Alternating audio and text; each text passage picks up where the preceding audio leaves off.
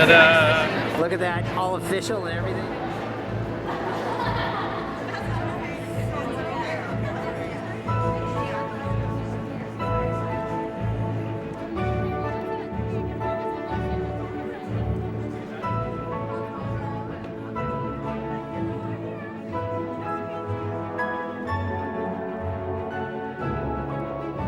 Hi!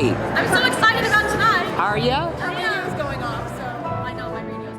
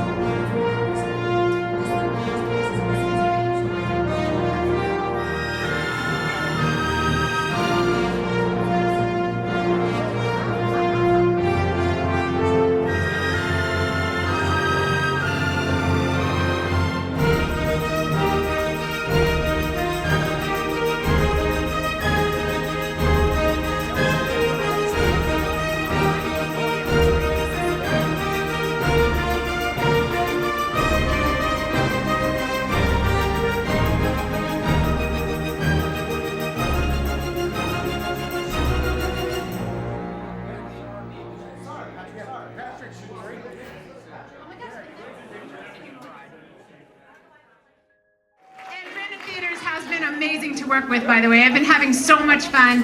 And really, the Rudy Foundation, our mission is to bring communities together, strengthen communities by bringing people together. And we do that by providing scholarships in education, sports, and the performing arts. So everything that you guys have given tonight to be here is going to help a whole bunch of kids to do some great things. So thank you so much for that. Once again, thank you all so much for coming out. My name is Brian. I work for Johnny Brendan and Brendan Theaters. And on behalf of Johnny Brendan, thank you so much for being here. This is a very, very special occasion. As you know, this is the 20th anniversary. So feel free to let yourselves go. As you all probably know, it's a very awesome movie. So feel free to laugh and cry and just let yourselves go inside this movie. It's going to be a very, very special night. And we have some very, very special people here as well. So, yes, we have the star of the movie, Mr. Sean Astin, is here tonight watching the movie with us. So seriously, guys, we also have the writer, Mr. ANGELO PIZZO.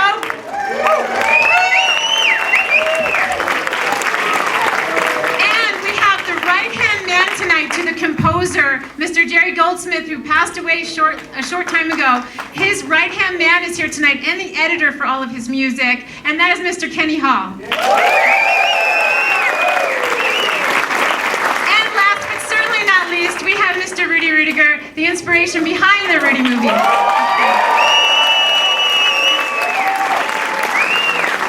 thank you guys so much for being here. And directly after the film, we're going to let the credits roll and we're going to bring the lights up, but everyone needs to stay in their seats because we have a very exclusive Q&A with those four gentlemen right here. We're going to bring out some chairs. They're all going to have some mics, and you're going to have an opportunity to ask them a couple questions if you choose to, okay?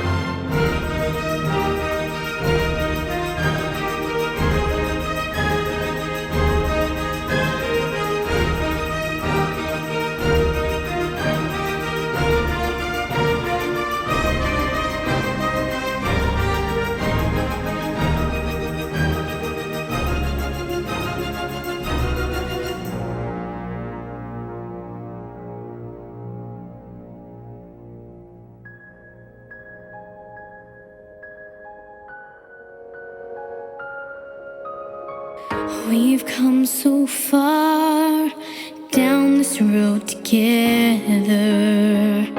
You've got your big plans, I've got mine. I celebrate with you every shining moment.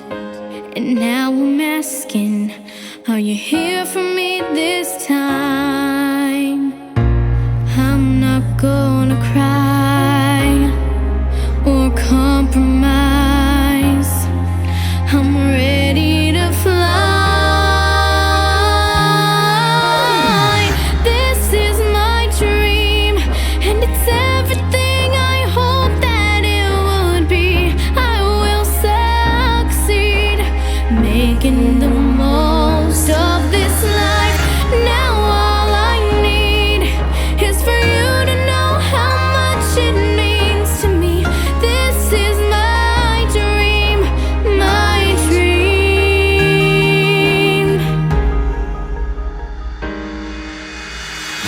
When will you say you love what I'm becoming? And when will my song bring tears to your eyes? I know you've seen how hard I've been trying. Did you know I can fly? This is my dream, and it's everything I hope that it would be. I will succeed, making the most of this life. Now all I need is for you to know how much it means to me. This is my dream, to make a brave difference, to change your way of thinking, to move someone to take another chance in life, to stand here before you and share my deepest feeling. You know that I am safe in your heart. This is my dream, and it's everything I hope that it would be. I will succeed, making the most of this life. Now all I need is for you to know how much it means to me. This is my dream, my dream. This is my dream, and it's everything to me. I will succeed, making the most of this life. Now all I need is for you to know how much it means to me. This is my dream, my dream.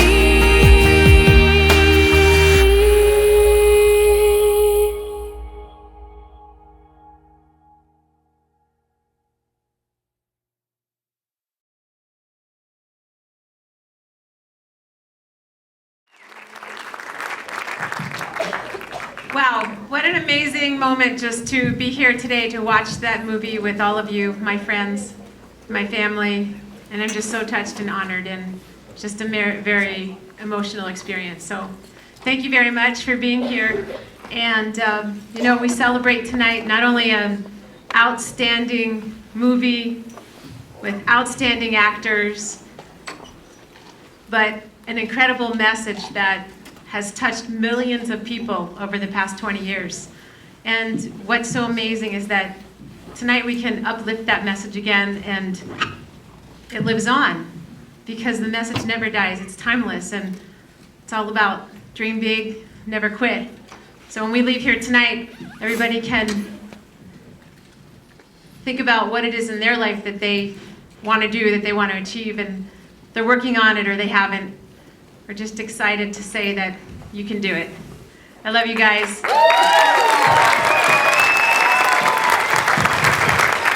So now for our awesome panel up here, we have ANGELO, PIZZO, Astin, Kenny Hall, Rudy Ruettiger, and looks like little Danny Ruettiger. Okay, so I'm gonna go through the audience real quick. If you guys have something you want to say to start out, and then when you're ready to take questions, just give me the word, and I will do that. I just noticed at the end there, one thing that I haven't really talked about a lot in the 20-something years since we did the movie, is the assistant coaches. Yanto and, I can't remember Tommy's dad's name, the one guy who was, his kids were in it, you know who I'm talking about? I don't think he's got a character name, but I don't know what it is. But he's just, those assistant coaches, it's the look, John Beasley, but there's one more too, there's one other guy. Ron D, yeah. So those guys, like, it's the look in their faces that I think I might have overlooked for the last 20 years, is the fact that they are so happy to have coached somebody. They have to listen to their, they support the head coach, and they do what they're supposed to, and they deliver this great winning season and everything else. But somehow, the fact that that kid means so much to them that they want to smile for him and pull for him is pretty cool. I think I kind of missed that.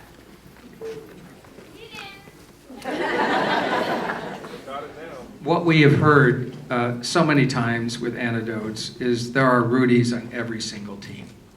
How many times have you heard this? I was a Rudy. There was a Rudy Award now, but this has turned out to be a universal story in many ways. And we didn't know, certainly I didn't know it when I wrote it. I want to share a little story about Rudy 2 years ago.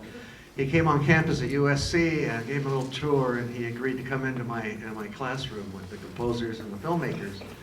And on our way there, this huge football player, he was a starting center, he's now in the NFL, Rudy walked up to him. He was huge, he was like 3 people's large. Rudy goes up and he says, "You play football?" And he has a couple of ear pods in, and he says, "What?"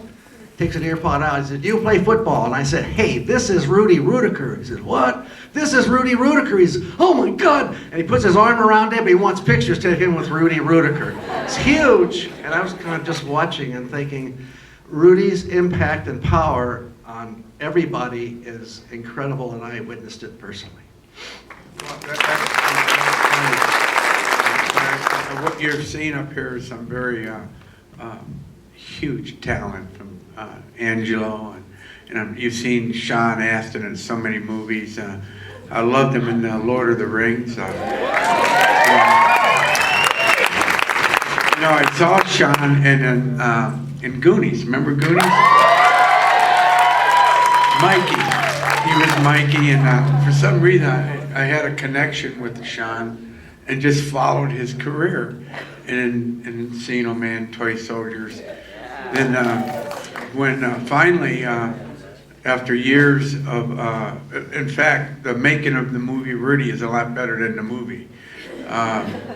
Angelo Pizzo, who became a good friend of mine, it took years to find Angelo. When I finally found Angelo, to talk to him about the opportunity or the potential of making a movie, he stood me up. A friend of his sent me out to California and said, "You should talk to this Angelo Pizzo. He wrote the movie Hoosiers." Remember Hoosiers? Yeah.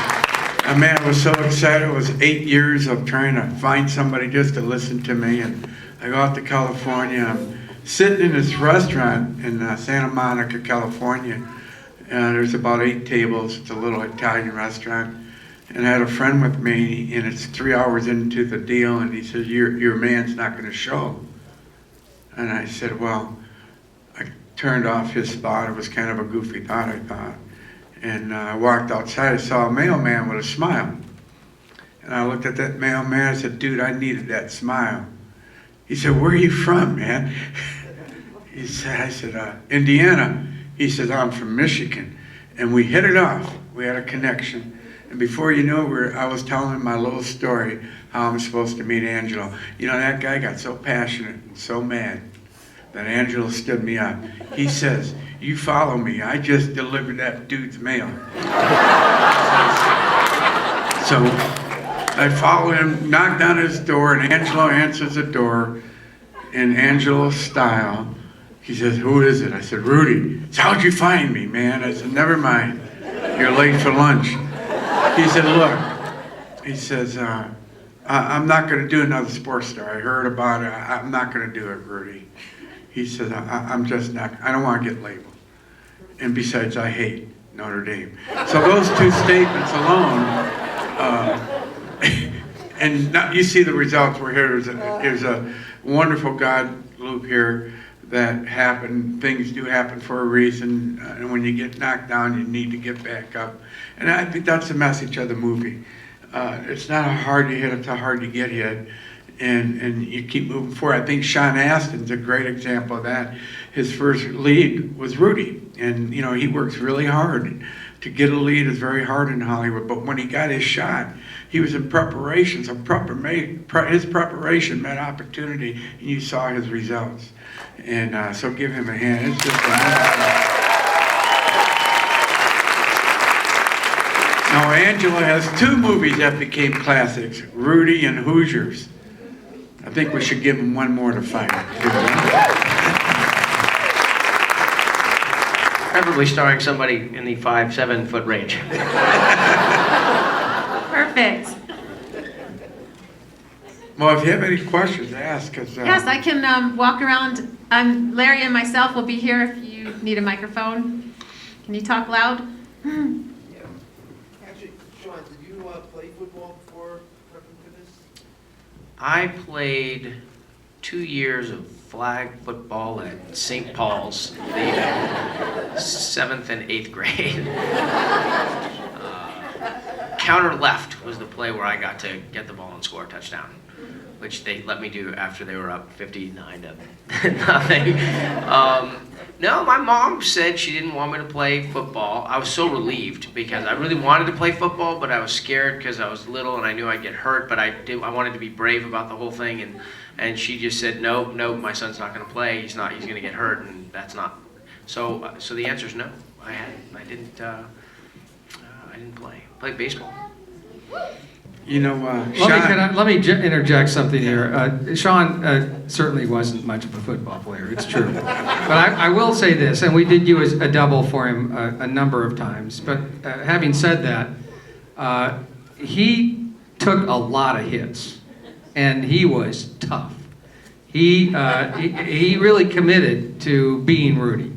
And a lot of Sean's personality is very commensurate with who Rudy is. There's no question about it.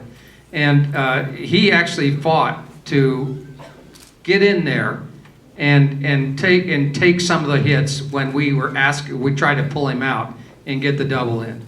So he was a trooper, beyond a trooper. You know, he earned the respect of all those other football players that we hired. I'll tell you, there's something when you've made movies your whole life and been, television and movies, and your parents are in television and movies, you get to know stunt doubles, and their job is a fascinating job. Walk on the wings of airplanes and jump out of buildings while they're on fire, and they're incredible. You're like coming out of your dressing room with your cappuccino, and they're getting ready to become injured. But there's something that happens with the stunt double in a sports movie, particularly in something like football, where you can tell that they're not like 100% into it. They're trained to protect themselves, so they can take 4, 5, and 6. So I could tell when I was watching the stunt double, the way he was sort of anticipating that he would roll, or kind of designing that how he would get hit. And I was just like, no, you just gotta go. You're not gonna get hurt if you like really hit hard. If you hit hard, it's gonna hurt, but you're not gonna get hurt. And so I begged them to let me do it, and they did. And the Polaroid, Polaroids, kids, do you know what Polaroids are?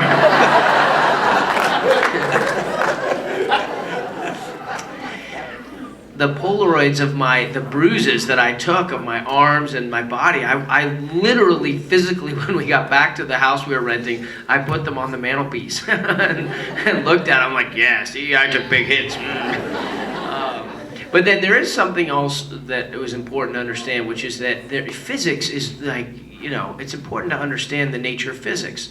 And when Pete Roush, who was, probably 6'2", and I don't know, 270 or something like that. And I was like, let me go, I want to hit him. And he hits you. I felt my neck buckle. And it's like the spine is really a fragile thing. And I remember looking at that moment after I've been begging to get in, let me do my own thing, and I want to get hit, and I'm tough, and I can do it. Like, he hit me, my neck buckled, and I was like, okay, it's okay for the double now. I'm fine to have the double do that. This is for Rudy. How much of that, is it all true? Did you really have a friend that died? Did you really go to this college in order to get into Notre Dame? Did they really tackle the guy at the end of the movie? Was all that true? Well, you know, Angelo and I talked about accuracy and composites and embellishments. And Angelo did a brilliant job in doing all that, because a lot of you can't tell your whole story. We had to do a lot of flip-flops in the movie and a lot of composites in the movie to make the movie work, but the journey of the message was right on. The tackle happened, the carry-off happened. But I gotta tell you, the message of the movie was so strong. I didn't care whether it was true or not, whether it happened or not. When I was watching the final scoring of the movie in Taddeo's studio with Jerry Goldsmith and Kenny and his team were back there just watching the filming, how that music came together, I just knew it was going to be a powerful message. When I saw Jerry Goldsmith cry during his scoring, I knew there was something very powerful here. And he turned around and says, you know, Rudy, this score is going to be heard in the Olympics. It's going to be so triumphant, it'll be heard all over the world the rest of your life. This will live for a very long time. So if you give any credit, every moment in the movie that you see Kenny put his heart into it, in his thoughts, what makes Sean Astin and that emotion work. And that's the magic of these wonderful, talented people up here. So the movie Rudy was a story. Angelo, incredible. He was brilliant how he put the whole thing together. And then you know, like Sean, the movie, football. I mean, this guy put his heart into the physical aspect of football, and the demands of it so hard. He actually did it, and you know, it's an incredible. I think that's why the movie worked. And the other thing is Angelo and David and the cinematographer made a decision to bring the NFL films in to film the football, and that's what made it look so real and feel so real. So it was a wonderful team effort in the whole thing, and it came together because we had an attitude we would not quit until Notre Dame said yes. And Angelo and I and David had 48 hours to convince them to do this movie. And Angelo, as you hear Angelo, has wonderful words of command of the English language. I could never sit in there and convince the good father to do this, but Angelo somehow did. So I don't even know how he did it, but he did it. By the way, all the things you mentioned, ask about whether were true or not, were true. He did have a friend. It's funny. Yes, no, it was true, and I guess, you know, the real Bebop was a composite, you know, of a tutor. And well, the thing about that, my rule of thumb with telling this story, writing this story, was that it was you kind of taking off the legal axiom, the spirit of the truth. I upheld, if not to the letter of the truth. So one's life doesn't lay out in 3 perfect acts. So there was some compression, there were some composites. The groundskeeper, in fact, was a combination of 2 or 3 different people. But all those things happened to Rudy. So I think that we are fairly close. One of the things that people ask about more than any other question is, did the Jersey scene really happen? And no, the Jersey scene did not happen. But this is a perfect example of being to the spirit of the truth. What did happen was there was a number of seniors that went to Coach Yanta, who's in charge of the defensive team, and asked to give up their jersey so Rudy could wear it in that final game. So what I wanted to do was to create a visual representation of that that desire of the players to do so. So that's why I created the Jersey scene. So in my mind, the spirit of the truth was upheld. I would just want to add, because it's one of the most important questions when sort of feeling about the movie Rudy. This idea is like, what was it true? The truth. Like, what people, it seems like people want to have permission to feel something moved inside of them. So they're so moved by the fact that this little guy fought and got something because through his grit and determination and the relationships that he built with the people he worked with. Like, is it okay for me to feel something powerful about that? It's okay if it's true. If it's 100% true, then I can feel good. So I would just sort of turn it back around on people and sort of say that the nature of reality is pretty intense. And go easy on yourself. The movies like this are designed to unlock something inside of you that's pent up. And the movie, you know, Rudy and the message that he carries is so powerful, and the expertise of Angelo and David, and you know, I would echo what you said about Jerry Goldsmith. I mean, Jerry, your boss is the, for 20 years when people compliment me on the movie, I said, well, you know, you got to listen to Jerry's score. Every time. They're like, no, but you know, your performance and my performance, I'm very proud of my performance, but watch it on mute and see if it's the same thing, because it's not. You know, so I would just encourage anybody who wants to, I've seen this great thing, Rudy was offsides. Have you seen that little joke? So, you know, whenever somebody stands up for themselves in this world and says, like, I have a right to be heard, my voice is important, my life is meaningful, people try and chop it down, almost for sport. And so what I would just say is that, you know, Rudy's life is true and accurate. The movie is true both in accuracy and in spirit, like Angelo said.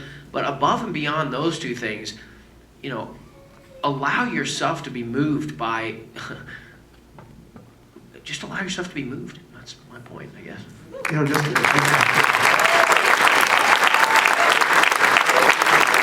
Oh, there's this little guy right here who's got a question. Oh. I was just going to ask, because you know, in this role and in like roles that I've also seen in Lord of the Rings, that you have very dramatic performances coming up, and I was wondering, what do you do to get in character for roles like this, like to get into the mindset of the characters? So a question about how do you get into character for a movie like Rudy.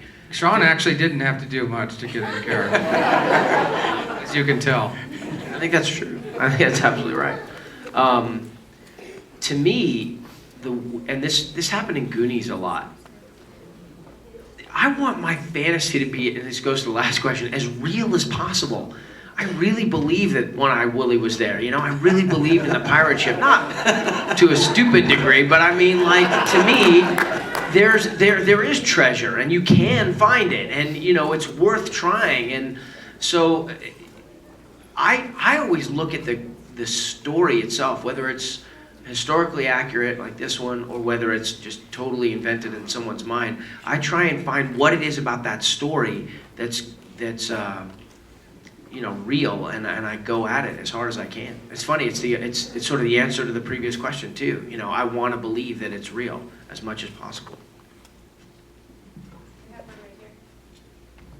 I have a question for Sean. Was there a time when you were filming this movie that you said to yourself, wow, this movie has a chance to be amazing and to be historic, and people will be talking about it 20 years, 30 years, 40 years later? Was there ever a point in the film where you kind of said that to yourself? Well, I knew when I read it. I knew when I read it that it spoke to me, because I was the last guy on the bench. I fought really hard to get recognized by coaches and to, you know, to get in the game, so to speak, whether it was baseball or cross country or whatever it was that I was doing. So the second I read this, I felt this very specific sense of responsibility to that feeling. Like, wow, that's exactly how I felt. Now I have to be careful because other people feel that way, and I want to make sure that I do that right. So in terms of like down the road, I knew, you know, TriStar was studio at the time, and you know, if you're starring, if your name was kind of, you know, at the top of the list, and you were starring in a movie, that it was a big deal, and I knew that this wasn't a car chase movie. It wasn't an animated movie. This was a movie that had to do with something my parents had sort of raised me to understand, which is the kind of working class ethos. You know, even though my parents were famous actors, they both had a kind of a working vibe about them. And when you talk about depicting the working class, you better either be really, really funny and silly and slapsticky about it, or you better be really honest and real. And this was not a slapsticky story. So I definitely had a very strong sense that it was an important movie, even though I don't think I could picture being in a Vegas movie house 20 years later. We have one back here. My question is for Rudy, and there's a few of us back here that noticed that you cameoed in the stands in the end of the movie behind the family, and I was curious what the experience was like seeing this movie shot that was you, to be standing in the stands watching yourself down on the field, and how much involvement did you have in the actual shooting process? Well, let me answer the last one first. I was involved in every aspect as far as making sure things, little things, not the writing or not the producing, but making sure the people had everything they needed, and also making sure Sean had everything he needed. It's a lot of work. I admire these actors for what they do. To answer I took myself out of the story, me personally, and looked at it as someone else's journey, and that was the message. I kind of got caught up in the message, and it made more sense, because if you thought about it, you wouldn't do it. You wouldn't make a movie out of your life. It's stupid, you know? Why would I do that? And when you get the reality of it, it doesn't make sense. So I had to balance reality and fantasy in a lot of ways, and I love fantasy, I guess, and that's maybe where I get in trouble a lot, because I'm in a fantasy world, but I learned how to balance that with the movie, and you attract, from those thoughts, you attract great people.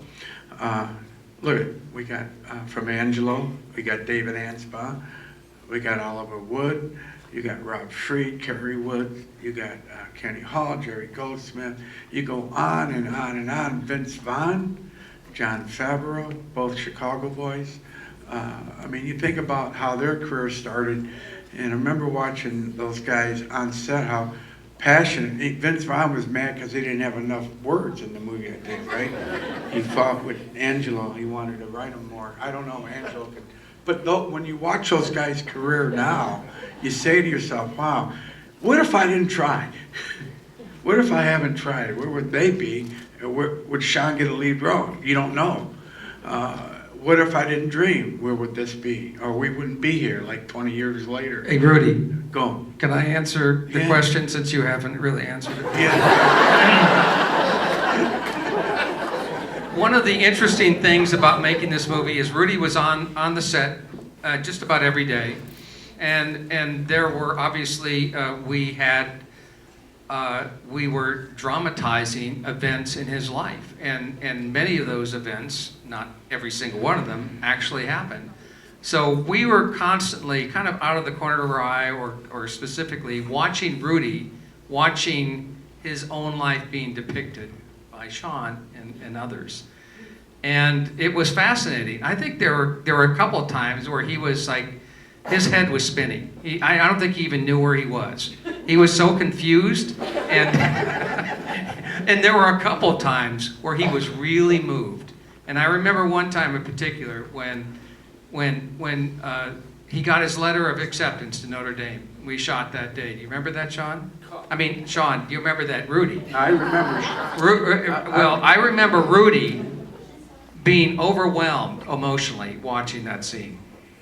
So imagine a seminal moment in your life, something that really changed your life significantly, and then you see a movie crew and an actor and it being recreated in front of your eyes. It kind of would blow your mind, wouldn't it? It blew Rudy's mind many times. I picture, you know.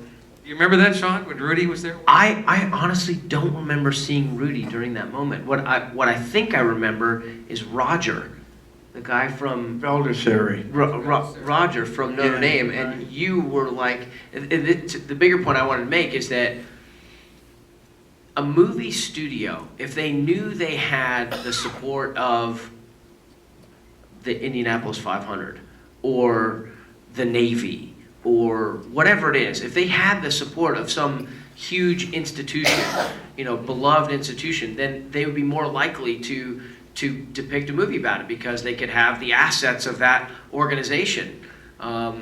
So the studio, and I'm sort of refracting here because I wasn't in on it, but what I can see was that the studio wanted to make a movie if Notre Dame was 100% behind it. Well, this wasn't a story that was like major on Notre Dame's radar. So the only reason Notre Dame was behind it at all, grudgingly or 100%, depending on the minute that you'd ask them, is because Rudy was hustling really, really hard to ennoble the effort to them. Not just to explain like why his life is great, but to show how good the university comes off and to talk to other show them that other players liked it and so on and so forth. So the movie crew and all of us experts show up, get ready to make a movie, counting on the fact that Notre Dame is behind the movie, taking that for granted. Well, it was a massive ground campaign that Rudy organized with that institution that was very, very fragile at times. So, you know, it was, I mean, is the that the athletic department did not want us there at all. They were against us. It was the priest, it was the president of the university who supported us, and there was a war between the two of them. The athletic department was really upset about the fact that there was a tradition at Notre Dame to turn down every application that was made to shoot on that campus. In, what was it, 52 years, since New Rockne Notre Dame in 1948, they had not allowed a film crew on that campus. And it was one of the things that upset the athletic department so much, and the athletic director and specifically, was that if they were going to make a movie about Notre Dame football, and a lot of the applications were about making a movie about Notre Dame football, why not make it about one of their heroes or their great coaches or their great stars, the pantheon? And here was this little schlubby guy who played 27 seconds in a game, the last guy in the end of bench. This did not glorify the Notre Dame football tradition in the way they wanted. So, with the exception of Lou Holtz, who was coaching the Notre Dame at the time, we were the enemy of the athletic department. So when you talk about what was it like for him to be there and filming it, I can only imagine what it was like to be sitting in the stadium watching that Boston College game and watching all the people in the uniforms that he wore coming out and sort of thinking like, whew, I did it. Like, it's too late now, Notre Dame, if you don't like it. We just got it all on film. You know? By the way, the athletic department would not let us, give us any time during the halftime to shoot that. We could not have shot the end of the movie. We could not have shot that in the movie at all without shooting in halftime, because there was no such thing as CGI, you know, computer graphics to fake, you know, a full stadium. We would have to shot an empty stadium and make it look full. So we had to have the halftime of a game. And it was only the band that gave us their 7 minutes that allowed us to shoot that part, the penultimate part of the movie. And there were no retakes on that, right, Angelo? Retakes would have been impossible. In fact, I will say that we had a backup plan, which was if it didn't work out, we had the Penn State game coming up, and we were ready to go if it didn't work out. But the Penn State game had about 2 feet of snow, didn't it, that day? Yeah. Remember that? Yeah, it was incredible. It was only that 7 minutes and no other was possibly allowed for that to happen. So there's these guys down here fighting so hard, yeah. The attitude that is portrayed with Sean in the movie, being an athlete and trying to play college baseball, I'm kind of thinking a little bit of how, or if it's even true, you were able to keep the attitude that he kept in the movie. Is that the way you really were, or was there times where you really wanted to give up more often? Great question. If you didn't hear the question, he wants to know what kept your attitude going during that process. And the way I can answer that, which you didn't see in the movie, which we couldn't write in the movie, was the United States Navy. I was in the Navy before Notre Dame. And that kind of gave me the confidence of going after something that I should have. And the question I always had, why not me? And the Navy taught me it could be you if you are persistent and you persevere. Because in the Navy, you had to persevere a lot of different things. So that helped me. So the answer, I needed some structure, some discipline, and some victories. And that's where I got my victories. And Notre Dame was kind of, because I've been through that, I understood I didn't have to put up with their attitude. I already been through that, so you can't fool me no more, that type of thing. So I was a little older. I was 27 years of age. By the way, I think Sean was 27 when we shot the movie. Am I right, Sean? 21. 21, sorry. Boy, he was quick. Right, you're right. It's great. I was 27 when I got out of Notre Dame. See, you didn't see that. But that's part of the story we couldn't tell. But we did have the sea bag in the movie. We had Sean carry the sea bag, which was good. I would just say that a guy like Rudy doesn't survive in his role at that place if he doesn't have that attitude. So you've got guys with all the natural ability in the world who are kind of jerks and can be despondent about things, and they have that luxury. But unless you're like the top flight athlete that everybody's looking for, it's really a survival strategy to put your feet on the floor every day and just fight for doing great work, doing the best you can, encouraging everybody else. It's a really, and when you do that, all of a sudden if you have a bad day, because this is how I am in my life, if you have a bad day, it's not right. It's not right. It's just you're not honoring the whole spirit of the way you set up the game, and so you're almost trapped.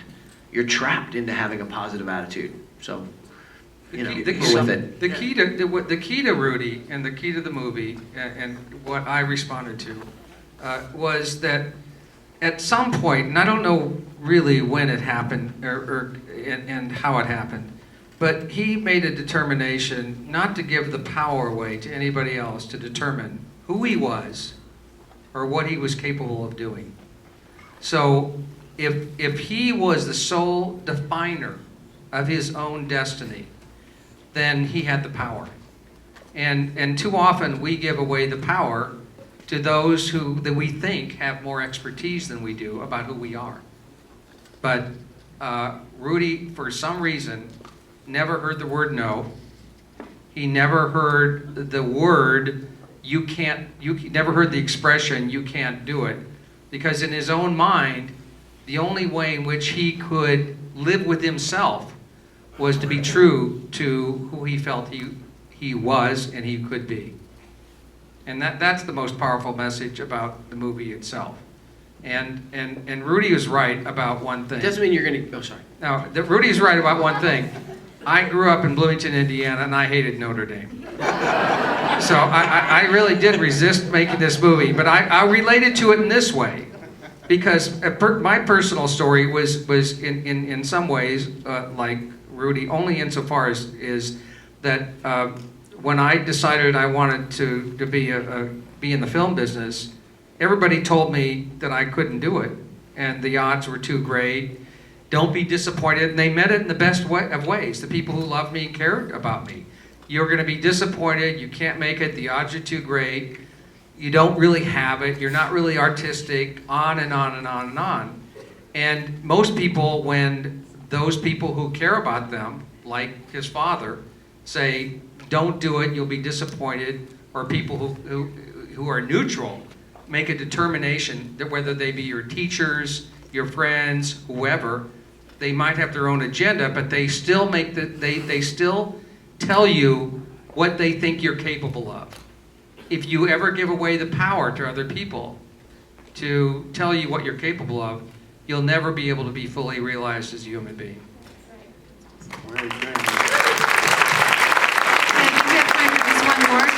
One more question.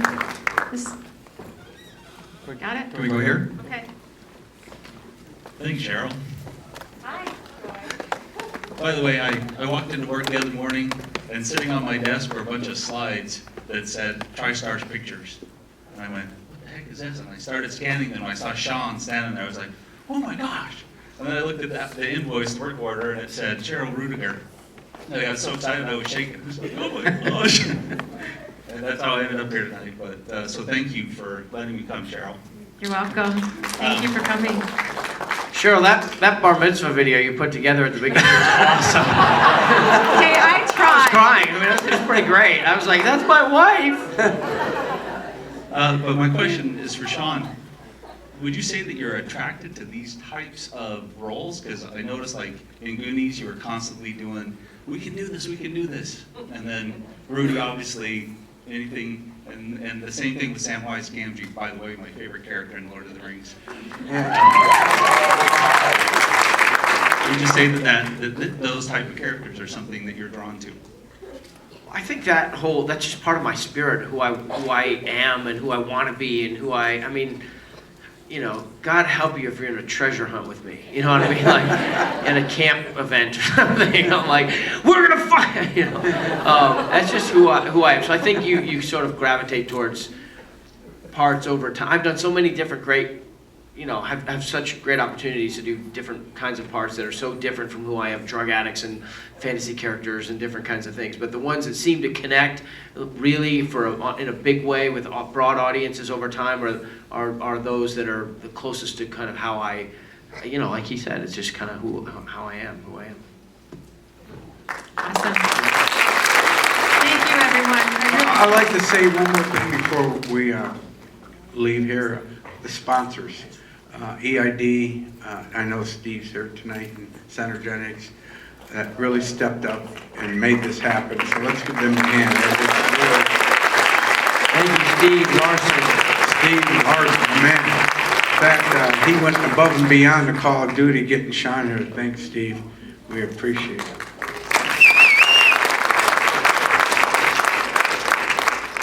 Okay, so you guys, this has been amazing to me just personally and communicating with all of you to get you here. I just completely love you. Thank you for everything. Wait, before you do your sign off, I just want to say that, you know, I was not the real Rudy, but I was Rudy, and Rudy is the real Rudy, but nobody has ever embodied the spirit of Rudy ever in the history of planet Earth as much as Cheryl Ruettiger. So God bless you for what you've done.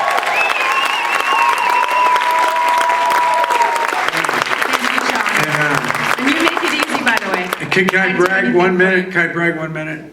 That song, You Heard My Dream, that was Jessica Noel. Okay, well, I think we get enough, right? Kenny? I love Kenny Haw, man. He's the best, isn't he? And he is sweet.